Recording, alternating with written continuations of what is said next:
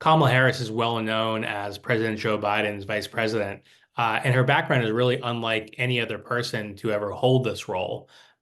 She is the first woman, the first Black person, the first person of South Asian descent to be vice president, and she traces her roots back to Northern California, where she was born to a father who's from Jamaica and a mother from India. And she has a younger sister as well.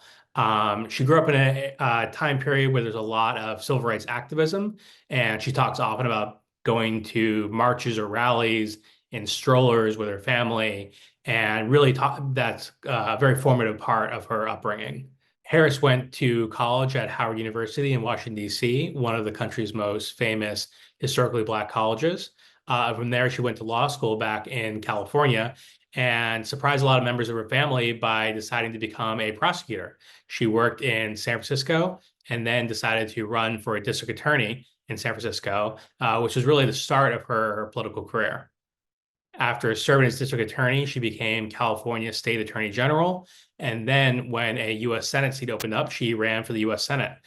She was elected the same year that Donald Trump became president and was quickly thrust into a very contentious environment on Capitol Hill, where she played a leading role in questioning and examining Trump administration officials and policies.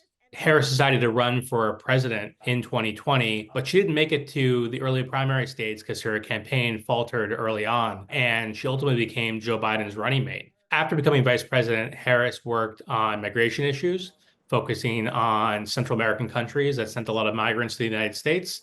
She also worked on voting rights, gun control, and then after the Supreme Court overturned Roe v. Wade, she's really focused on advocating for abortion rights across the country as well. Not only is Harris the first woman vice president, her husband, Doug Emhoff, is the first second gentleman of the United States. They married several years ago, and Emhoff has two children of his own from a previous marriage, and they still have a home in Los Angeles and live in DC.